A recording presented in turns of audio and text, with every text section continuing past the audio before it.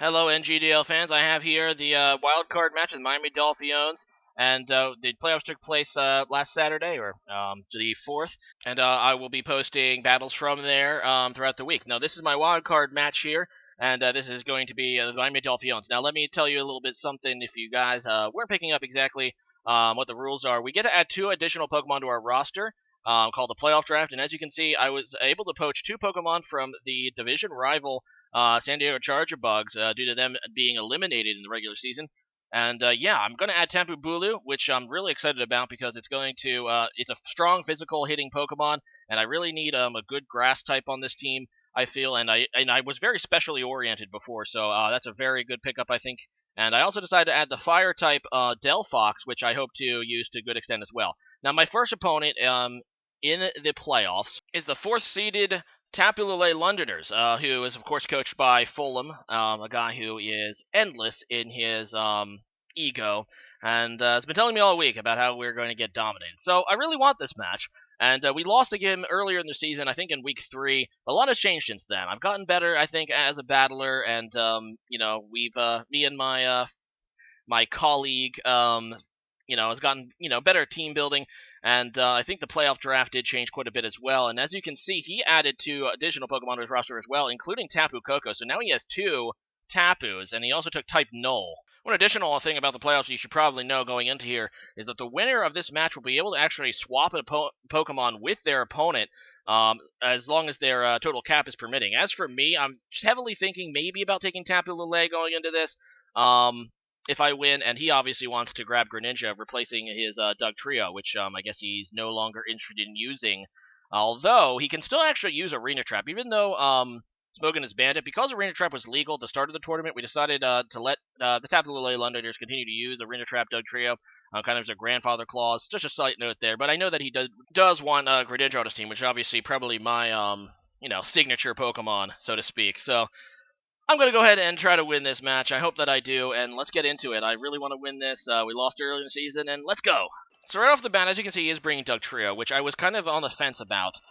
He didn't bring it the first time because I really didn't have a whole lot of Pokemon that get trapped by it aside from my Jolteon. And he decided to actually bring it this time, which is interesting because I think we've gotten a little bit less weak to Doug Trio after the playoff draft. And it was like 60% of me thought that he wouldn't bring it, but he does, which is interesting. And he's once again going to go ahead and lead with his Torkoal, which is going to, of course, set up the Sun. And this thing obviously surprised me earlier in the season with Solar Beam against my Caracosta, and now I have another Grass-Weak Pokemon here in Claydol, but I decided to set up the Stealth Rocks anyway. I expect to be outspeeding this guy because I do have speed investment on my Claydol, but no, we both trade, trade for each other's Stealth Rocks. And now we try to kill each other. This time he doesn't appear to actually have Solar Beam because he just goes for a Fire Blast. And yeah, I obviously can 2-hit KO there with Earthquake because I am a physically, EV'd Claydol, and that's a pretty crucial 2-hit KO for me. Now, I did want to try to predict this switch, and I was really close to hitting the Explosion because I am Normal Gem, and that would have just sent this Whimsicott to the afterlife. But I decided to go for Earthquake again, thinking that he might just sack his Torkoal. Really shouldn't have done that because Torkoal can have Rapid Spin, so he probably would want to keep it. And it's, a physical wall of sorts, so oh well, that kind of didn't go my way, and yeah, in comes Greninja against his Whimsicott. Now, for those who've been watching my video, I've actually become kind of high on physical Greninja. Now, this isn't quite a choice banded Greninja, but this is actually a physical-oriented Greninja that is Scarfed. And I'm just going to go ahead and lock myself in a Gunk Shot, which is a move I really obviously needed to bring against Ham. Last time I fought him, I believe I went with Ash Greninja. But I wanted to bring Gunk Shot because he has 2 Tapus, which are both weak to poison. He has no real strong poison resistance other than this Doug Trio. Unfortunately, he did bring this Doug Trio, and going for the Gunk Shot pretty much means, unless I can kill Doug Trio here, which is maybe in the realm of possibility because of how frail it is, he is going to be able just to revenge kill me. And I go for that Gunk Shot, it doesn't quite kill it, and yeah, he's going to be able to Earthquake me, and obviously I'm a Poison type, so I lose Greninja, which is never good. But I was able to kill Torkoal, so he can, kiss his ability to Rapid Spin goodbye, and also cripple this Doug Trio, which will now go into Tapu Bulu. Now, this guy could have Sludge Wave, but I am Assault Vest, so I know that I could probably live 1, and he does not go for the Sludge Wave. He said he tries to go for the Memento, and that is a move that will kill Dugtrio, but lower my attacking stats. And he'll also be able to see what I go for, and I just go for a Woodhammer. This is, as I said, an Assault Vest Tapu Bulu. I'm not locked into this move. However, he goes into Tapu Koko, and he knows, obviously, that I drafted Tapu Bulu in the playoff draft. And I'm kind of expecting a physical Tapu Koko, so he can take advantage of Brave Bird. So I do not want to stay in, and I decide to just go out to my Jolteon in case he goes for the electric move, predicting the switch, or if he just indeed go for the Brave Bird. Instead, he just U-turns, which is a safe play. And as you can see, it does a chunk to Jolteon, so definitely physically oriented there. And in comes Whimsicott, which obviously I should be able to outspeed now. It does have Prankster, obviously. But I decided to go for Thin Power anyway, knowing that he can't really status me because I am a quick feat Jolteon, so it's not like he has a status he can set up. And I just go for that, I go for that Hidden Power. Poison, and it does a lot to Whimsicott, but he surprises me with the Poison Resist Berry, which I was totally not expecting.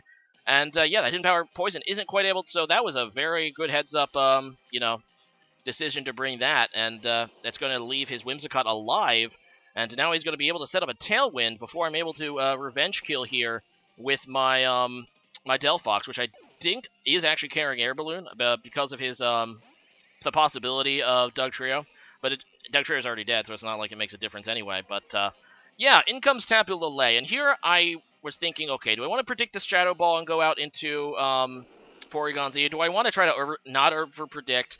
I don't want to risk losing Porygon-Z, so I'm like, okay, maybe he'll over-predict, and he doesn't. It's a good play, and with the Tailwind, you saw that in the first battle, the Tailwind and Life Orb Tapu Lele combination that he beat me with the first match. And it's a very deadly combination because it allows him to switch up his moves. However, this time around, I can just switch in my Tapu Bulu, and I know he probably will have Psyshock, but Tapu Bulu also gets rid of his Psychic Terrain, so it's not going to be boosted. And even though it's going to go against my defense stat, and which isn't boosted by Assault Vest, I'm still able to live it and just whack that thing to death with a Woodhammer. So none of those shenanigans anymore. But in comes Araquanid.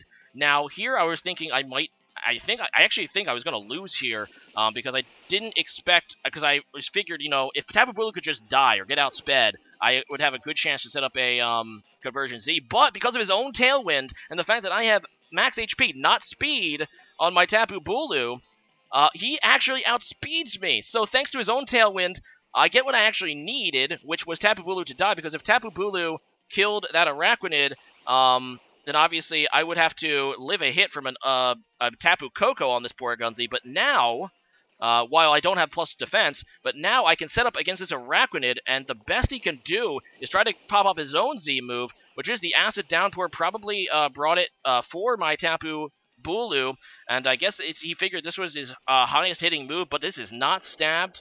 So, and I have +1 defense now. And we'll see how much it does. Porygon-Z takes it pretty darn well, about a little under 25%. And now I am set up with Z Conversion. He can probably outspeed me. If he is a Scarfed Tapu Koko, he can definitely outspeed me. But if not, then obviously I outspeed. Plus, he's going to give me the Electric Terrain, which will boost the power of Thunderbolt and further, because right now I'm getting Stab on it because I'm Electric type. I'm getting the Adaptability boost. And now he's going to give me the Electric Terrain on top of it. And that will be a dead Tapu Bulu. He has to hope, he needs the Scarf to outspeed me, but I'm not entirely sure if there is a way that he can actually kill me. He goes for the Wild Charge, also boosted by the Electric Terrain, but due to my resistance, I actually take that very, very well from this Tapu Bulu, and this Tapu Koko is going to take a Thunderbolt to the face that it will not survive. So thanks for the Electric Terrain, Tapu Koko, and good game. Fulham was definitely, it felt good to win that one, and after the match, I decided to swap out kind of a irrelevant swap, but I didn't want to take Tapu Lele. I was considering it, but I felt like Bulu is better for my team, so instead I just swap out my Carnivine, which, Tapu Bulu kind of replaced it, and I think I took Raichu from Ham. I don't know if I'll actually need to use it, but I figured might as well swap something. It's not like Carnivine was doing me any good. But I'm going to miss you, Carnivine. You did good. And the next match, which I'll be posting up on Wednesday, is against Fat Jesus, who, as you recall, I had probably my best game of the season on, so stay tuned for that. And on Friday, I will post the championship battle. So leave a comment about what your favorite physical attacking move is in Pokemon. And as for me, there's a lot of them that I really like. It in and to I'm just gonna have to probably say outrage because of how just massively powerful it is, and I just remember having really fun sweeping with it with dragons prior to the fairies coming out. It was a cool move in general and a very powerful one as well. But leave a comment about that, and see you guys again next time. Later.